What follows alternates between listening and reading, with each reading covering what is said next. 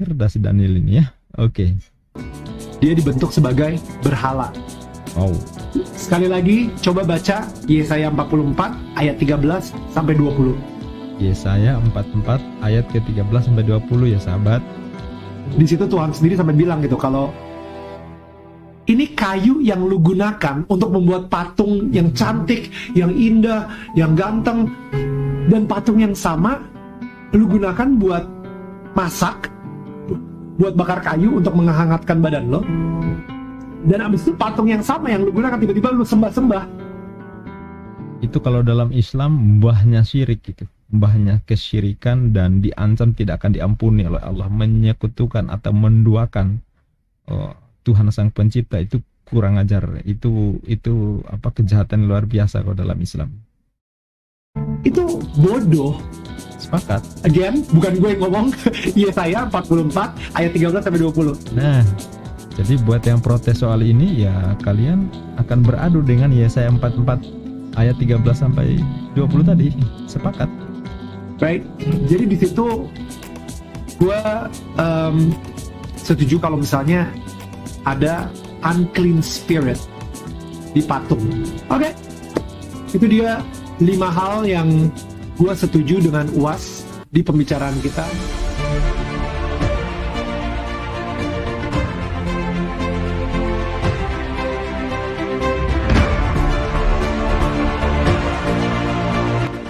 And how you do that?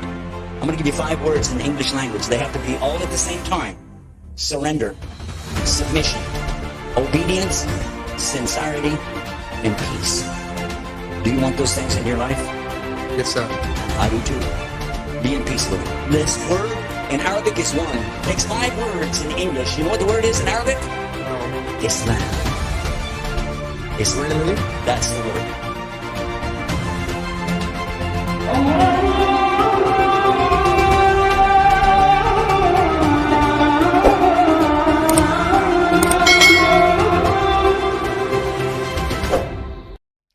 Assalamualaikum warahmatullahi wabarakatuh. Bismillahirrahmanirrahim. Alhamdulillahirrabbilalamin. Sahabat Fakta Islam TV, kali ini hari Jumat ya, hari Jumat siang. Saya tadi pulang sholat Jumat, terus nyantai baca-baca berita, tahu-tahu ketemu berita ini. Berita dari Viva News, dan ini beritanya sahabat, dan saya juga kaget bisa seperti ini, dan saya yakin ini sangat viral. Kayaknya dari kemarin, tetapi saja radang ketinggalan ya. Ini judulnya, Pesan Daniel Mananta untuk umat Nasrani. Ada jin kafir di patung salib Yesus. Wow. Ini luar biasa. Kenapa ya mengatakan ini bukan seorang muslim, tetapi seorang Daniel Mananta yang notabene-nya juga seorang Kristiani, yang notabene-nya adalah pengikut Yesus Kristus. Gitu ya. Jadi nampaknya ini bakal menciptakan kontroversi, dan biasa Daniel ini dengan kalem, dengan gayanya tersendiri menyikapi itu semua, dan tentu ini menjadi hasanah tersendiri yang akan dipelajari oleh terutama sahabat kita, saudara kita dari Kristiani. Oke sahabat, sebelum kita menyimak apa yang disampaikan oleh si Dani, kita awali dari informasi beritanya yang disiarkan oleh media viva.co.id. VJ Daniel Mananta kembali membuat geger jagat maya dengan sebuah pernyataan kontroversial. Daniel, seorang penganut Kristiani, secara gamblang menyatakan bahwa dirinya sepakat dengan pernyataan yang diungkapkan oleh Ustadz Abdul Somad atau UAS mengenai ada jin kafir di patung dan salib Yesus Kristus. Jadi yang menyatakan setuju dengan Ustadz Abdul Somad ini seorang Kristiani ya, Daniel Mananta, bukan seorang muslim tapi seorang Kristiani. Adapun pernyataan UAS tersebut sempat membuat geger beberapa tahun yang lalu hingga menuai kecaman. Tapi menurut Daniel, omongan penceramah kondang itu ada benarnya. Dia meyakini bahwa memang ada kekuatan roh jahat atau yang disebut dengan unclean spirit di patung Yesus tersebut. Wow. Yang membuat kejutan kali ini kutipan dari Daniel ya. Ternyata gue juga setuju sama Ustadz Uas soal ini, bahwa gue mungkin sebutannya adalah unclean spirit. Oke, di patung. Ketika patung itu dibuat manusia disembah, kata Daniel dalam video yang diunggahnya di Instagram, yang dikutip FIFA pada Kamis 17 November 2022. Daniel mengatakan, menyembah patung adalah sebuah aktivitas berhala dan menyembah patung sendiri sama sekali tidak dibenarkan. Sepakat ya. Dia kemudian menjelaskan bahwa penyembahan terhadap patung sendiri jelas dilarang dalam Alkitab. Ya, dilarang dalam Alkitab. Itu harus dipahami ya, dan ini pernyataan Daniel ya. Bahwa ada unclean spirit di patung ketika patung yang dibuat oleh manusia disembah. Nah, sebelum lu mau komentar, lu harus baca dulu Yesaya 44 ayat ke-13 sampai 20. Ini gue pengen ngomong sama umat Nasrani ya.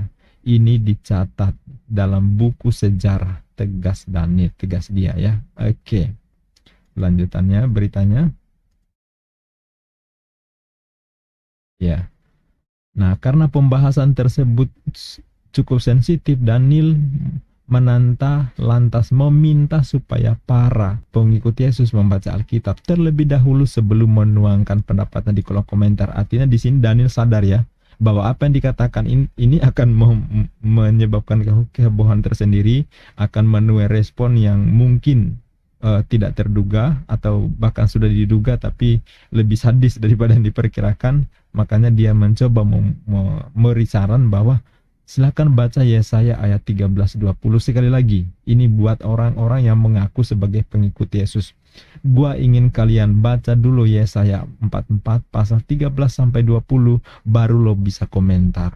Sebelum lo baca jangan komentar dulu, ucap Daniel. Wow, ini luar biasa ya. Nah, sekali lagi ini buat orang-orang yang mengaku pengikut Yesus. Gua ingin kalian baca dulu Yesaya 44 13-20 baru lo bisa komentar. Sebelum baca jangan komentar, kata si Daniel ini. Wah, luar biasa. Pernyataan Daniel ini menuai respon dari berbagai pemuka agama Kristen. Salah satunya datang dari tokoh Katolik, pemilik akun YouTube Romo Ndeso. Romo, pemilik akun YouTube tersebut secara halus membantah tuduhan berhala yang diucapkan oleh Daniel Mananta. Kalau kita mempersoalkan patung kayu, batu, dan semen, maka seharusnya kita juga mempersoalkan rumah ibadah kita yang terdiri dari kayu dan batu. Rumah ibadah kita sebut sebagai rumah Tuhan, bait suci, kata Romo yang dikutip Jumat 18 November 2022. Kalau kita menggunakan logika berpikir dari Daniel Mananta bahwa rumah ibadah juga menjadi berpotensi berhala karena kayu, batu, dan tanah yang dipakai untuk rumah ibadah, maka juga dipakai untuk membuat patung, diskotik, lokalisasi, dan lain-lain tambahnya. Ya, nampaknya agak sedikit kurang nyambung ya. Ya, walaupun ya logikanya kayaknya rada-rada dipaksakan. Nanti kita baca Yesaya 44 seperti yang ditunjukkan oleh Daniel. Oke, biar lebih kita memahami apa sih yang dimaksud Dani, kita simak langsung apa yang disampaikan oleh Dani di videonya. Ini mungkin sebuah kejutan kali ya. Ternyata gue juga setuju sama Uas soal ini. Bahwa kalau gue mungkin sebutnya ada unclean spirit, oke, di patung.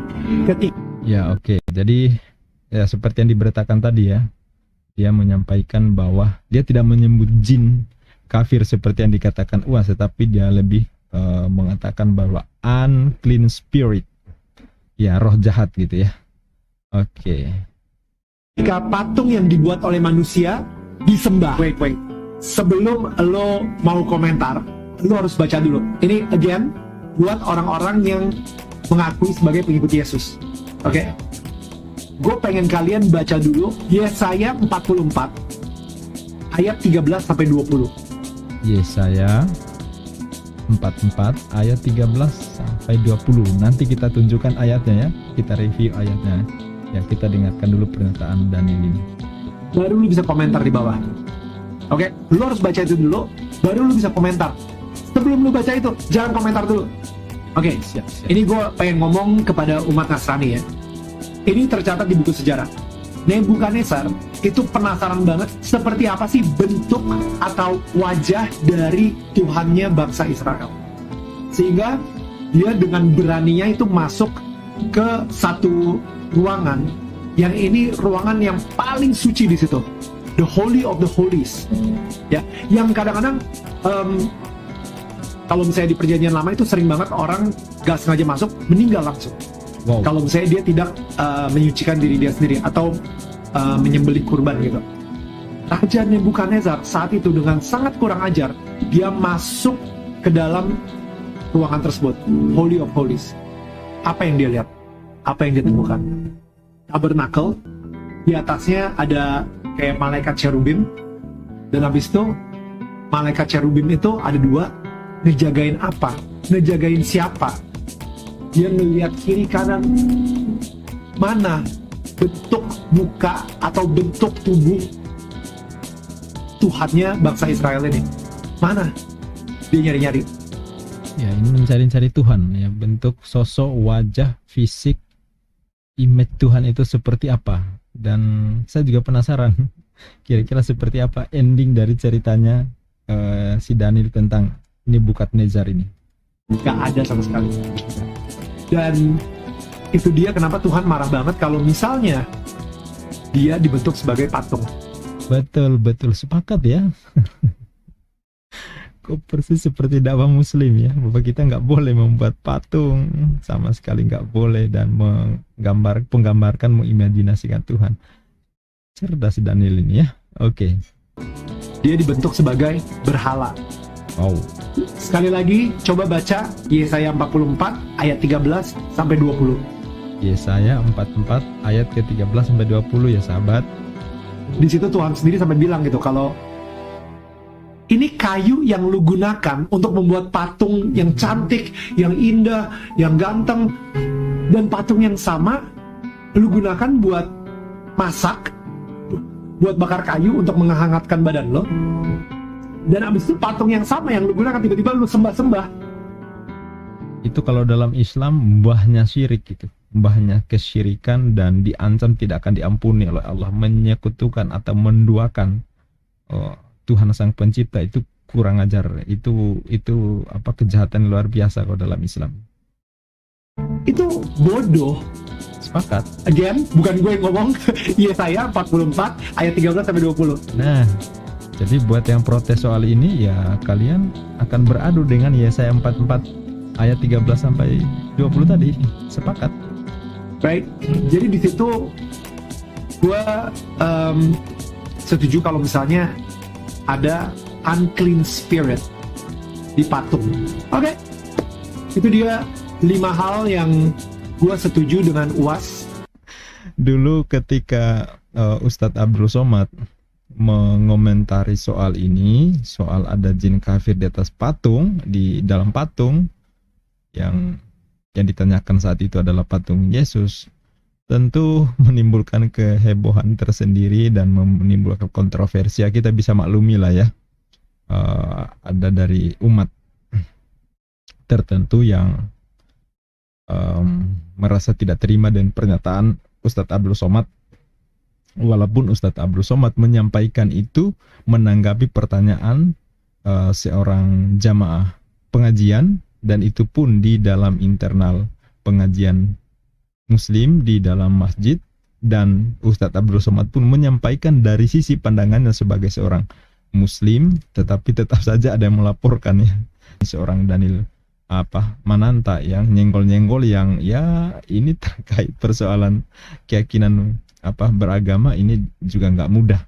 Tetapi tentu saya yakin Daniel Mananta sudah memiliki jawabannya, sudah memiliki penjelasannya, sehingga bisa disampaikan ke publik dengan sangat terbuka. Tentu ini bukan sesuatu yang spontan, tetapi memang sudah diperhitungkan secara matang.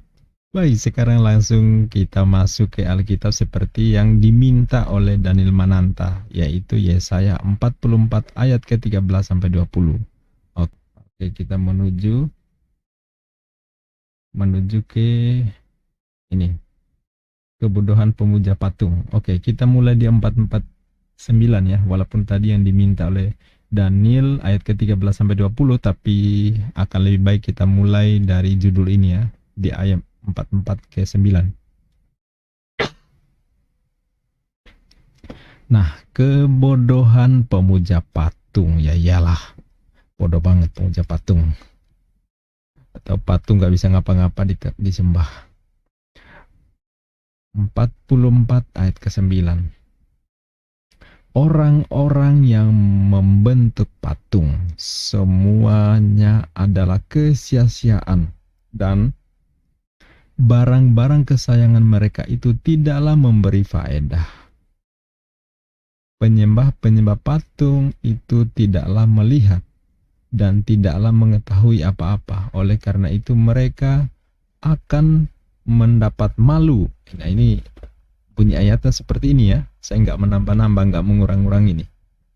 Di pasal 44:10, silakan yang membentuk Allah dan menuang patung yang tidak memberi faedah, sesungguhnya semua pengikutnya akan mendapat malu, dan tukang-tukangnya adalah manusia belaka.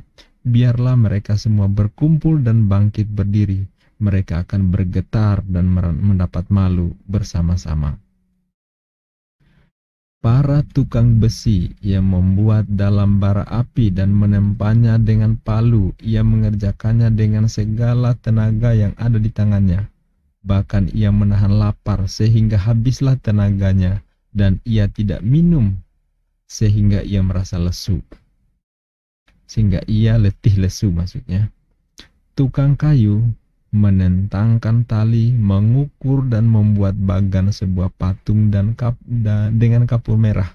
Ia mengerjakannya dengan pahat dan menggarisnya dengan jangka.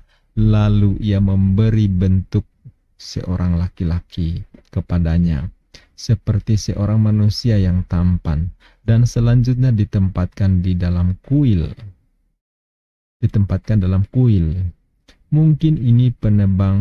Mungkin ia menebang pohon-pohon aras atas, atau ia memilih pohon saru atau pohon turbantin, lalu membiarkannya tumbuh menjadi besar di atas pohon-pohon hutan, atau ia menanam pohon salam, lalu hujan membuatnya besar. Dan kayunya menjadi kayu api bagi manusia yang memakainya untuk memanaskan. Lagipun ia menyalakan untuk membakar roti, tetapi ia juga membuatnya menjadi Allah lalu menyembah kepadanya. Ia mengerjakan menjadi patung lalu sujud kepadanya. Setengahnya dibakarnya dalam api dan di atasnya dipanggang daging. Lalu ia memakan daging yang dipanggang itu sampai kenyang. Ia memanaskan diri sambil berkata, aku menjadi panas, aku telah merasakan kepanasan api. Dan sisa kayu itu dikerjakan menjadi Allah. Menjadi patung sembahannya, ia sujud kepadanya. Ia menyembah dan berdoa kepadanya, katanya, tolonglah aku, sebab engkaulah Allahku. Orang seperti itu tidak mengetahui apa-apa, tidak mengerti apa-apa, sebab matanya melekat tertutup, sehingga ia tidak dapat melihat, dan hatinya tertutup juga sehingga tidak dapat memahami. Tidak ada mempertimbangkannya. Tidak ada cukup pengertian untuk mengatakan, setelah sudah kubakar dalam api dan di atas baranya juga sudah kubakar roti, sudah kupanggang daging lalu kumakan, makanya sisanya akan kubuat menjadi dewa kekejian, masakan aku akan menyembahnya kepada kayu kering. Orang yang sibuk dengan abu berhala disesatkan oleh hatinya yang tertipu. Ia tidak dapat menyelamatkan jiwanya, yang mengatakan, bukankah dusta yang menjadi peganganku. Ya, jadi inilah ayat yang diminta oleh Daniel Mananta. Silakan dibaca, baca dulu baru komentar. Baca dulu Yesaya 44 ayat ke-13 sampai 20 baru komentar. Jadi sahabat, persoalan patung ini memang menjadi hal yang kontroversi juga di Kristen ya. Ada denom yang memperbolehkan, bahkan tukang bikin patung itu sendiri, tapi ada juga yang sangat keras menentangnya.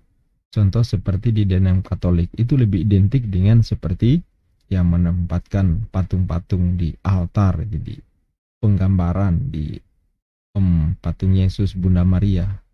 Ya, jadi di berbagai negara, di berbagai tempat itu kita melihat patung besar kecil Bunda Maria, patung Yesus itu kan biasanya dari denom dari sekte Katolik. Sementara dari sekte yang lain cenderung tidak memperbolehkan. Ya, kalau nggak salah di Protestan juga nggak memperbolehkan itu. Ya, kemudian apalagi di sekte Advent, ya, Advent juga sangat-sangat tidak memperbolehkan itu membuat patung-patung seperti itu. Nah, biasanya itu kalau kita tanya saudara kita di Katolik, kenapa kalian bikin patung padahal jelas-jelas larangannya di Perjanjian Lama? Mereka mengatakan kami kan tidak menyembahnya, hanya patung aja tapi tidak menyembahnya. Larangannya di Perjanjian Lama adalah membuat patung kemudian menyembahnya. Kalau tidak menyembah ya nggak apa-apa dong. Tapi kalau kita perhatikan ayatnya ini saya nggak berani menafsirkan ya, tetapi saya membaca sesuai dengan apa yang tertulis di situ. Ya, mari kita buka. Ya, banyak sekali ayat-ayat tentang larangan membuat patung di Perjanjian Lama, seperti di Ulangan pasal 4 ayat 16, Ulangan 4 ayat 23, Ulangan 5 ayat 38. Keluaran pasal 20 ayat 4, kemudian Imamat pasal 26 ayat ke-1 dan masih banyak lagi. Nah, saya contoh misalnya kita buka di Ulangan pasal 5 ayat 8. Coba saya mau buka Ulangan pasal 5 ayat ke-8. Oke, di sini kita bisa baca, jangan membuat bagimu patung yang menyerupai apapun. Menyerupai apapun. Ini ada kata jangan. Jangan ya, jelas ya. Jangan membuat bagimu patung yang menyerupai apapun yang ada di langit di atas, atau yang ada di bawah, di bumi di bawah, atau yang ada di dalam air dan di bawah bumi. Ya. Terus jelas ya larangannya, ini ada kata jangan membuat bagimu patung yang menyerupai apapun. Oke, jelas larangannya ya. Sekarang kita buka di Keluaran. Keluaran pasal ke-20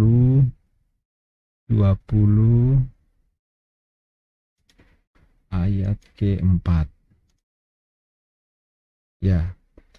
Jangan membuat bagimu patung yang menyerupai apapun, sama dengan ayat tadi ya. Yang ada di langit di atas, atau yang ada di bumi di bawah, atau yang di dalam air di bawah bumi. Sama. Jadi di Keluaran pasal 20 ayat 4 sama dengan di Ulangan pasal ke-5 ayat ke-8. Nah, coba kita buka lagi di Ulangan pasal ke-4 ayat ke-16. Ya, supaya jangan kamu berlaku busuk. Jangan berlaku busuk dengan membuat bagimu patung yang menyerupai berhala apapun yang membentuk laki-laki atau perempuan. Ini kata jangan loh ya, jangan. Ya. Oke. Mana lagi? Di Ulangan pasal 4 ayat 23. 4 ayat ke-23. Oke. Hati-hatilah supaya kamu jangan melupakan perjanjian Tuhan Allahmu yang telah diikatnya dengan kamu dan membuat bagimu patung yang menyerupai apapun oleh Tuhan Allahmu dilarang kamu perbuat. Jadi larangan berbuat. Jadi larangan membuat patung. Di sini nggak berbicara disembah atau nggak disembah, tapi menetapkan hukum larangan membuat patung. Nah, sekarang kita buka di mana? Imamat. Imamat pasal ke-26 ayat pertama. Oke. Nah, jangan kamu membuat berhala bagimu dan patung atau tugu berhala. Jangan kamu dirikan bagimu juga batu berukir. Janganlah kamu tempatkan di negerimu untuk sujud menyembah kepadanya. Sebab akulah Tuhan Allahmu. Ini yang sering dijadikan dasar oleh para pembuat patung, lalu menempatkannya di tempat-tempat peribadatan, bahwa kalau hanya membuat patung nggak apa-apa, sepanjang tidak dipakai untuk sujud menyembahnya sebagai berhala, kan gitu ya. Padahal jelas-jelas kalau kita baca di sini, ya, kalau ayat yang saya bacakan tadi dari beberapa ayat sebelumnya itu nggak berurusan dengan berhala, tetapi jelas-jelas jangan membuat patung yang menyerupai apapun tadi ya, yang di langit, di bumi, di bawah bumi gitu kan. Oke. Nah, di sini coba diperhatikan. Jangan kamu membuat berhala bagimu dan patung atau tugu berhala. Jangan kamu dirikan bagimu juga batu berukir. Jangan kamu tempatkan di negerimu untuk sujud menyembah kepadanya. Ya kan? Di sini jangannya diulang-ulang loh ya.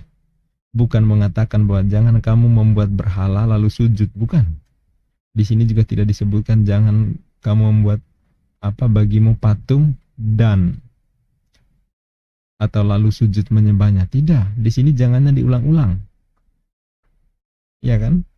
Kalau jangannya diulang-ulang artinya bukan hanya satu rangkaian bahwa membuat berhala lalu membuat patung lalu dijadikan berhala, tidak. Membuat patungnya sendiri itu sudah diawali dengan kata jangan, sedangkan sujud menyembahnya juga ada kata jangan. Nah, kamu coba perhatikan ya. Jangan kamu membuat berhala bagimu dan patung atau tugu berhala. Jangan kamu dirikan bagimu juga batu berukir. Berukir nggak boleh ya, menyerupai patung, yang menyerupai makhluk yang ada di atas, di bumi, di bawah bumi atau di atas langit tadi ya. Jangan kamu tempatkan di negerimu untuk sujud menyembahnya. Jadi inti jangannya sampai diulang-ulang loh ya. Iya. Nah, kita bandingkan dengan ayat yang saya buka sebelumnya. Oke. Nih. Hati-hatilah supaya jangan kamu melupakan perjanjian dengan Tuhan Allahmu yang telah diikatkan dengan kamu, membuat bagimu patung yang menyerupai apapun yang oleh Tuhan Allahmu dilarang kau perbuat. Jadi dilarang membuat patung ya. Ya, menyerupai apapun dilarang. Ya. Ayat sebelumnya lagi. Supaya kamu jangan berlaku busuk dengan membuat bagimu patung yang menyerupai berhala apapun yang membentuk laki-laki perempuan. Jangan. Oke. Ayat sebelumnya lagi. Jangan membuat bagimu patung yang menyerupai apapun yang ada di langit dan di atas atau yang ada di bawah bumi atau yang ada di dalam air di bawah bumi. Jangan. Kata jangan itu dilarang untuk dilakukan. Ini cukup jelas. Ini soal patung. Jadi membuat patungnya sudah ada larangannya. Jangan lagi ngeles bahwa kalau nggak disembah nggak apa-apa. Larangannya jelas dalam ajaran Torah. Jadi di kitab Yahudi seperti ini jelas. Kalau dalam Islam, dalam hadis juga jelas larangannya ya. Tapi ini karena yang bahas adalah Daniel ya, kita rujuk kepada kitab yang diimani oleh Daniel. Ini peringatan buat para pengikut yang mengaku pengikut Yesus ya. Saya kira sudah cukup jelas ya. Nah, mudah-mudahan apa yang kita ulas pada kesempatan ini bisa menjadi pencerahan terutama buat tetangga sebelah kita yang dikatakan oleh Daniel sebagai umat pengikut Kristen. Maaf, pengikut Yesus Kristus. Demikian, billahi taufik wal hidayah. Wassalamualaikum warahmatullahi wabarakatuh.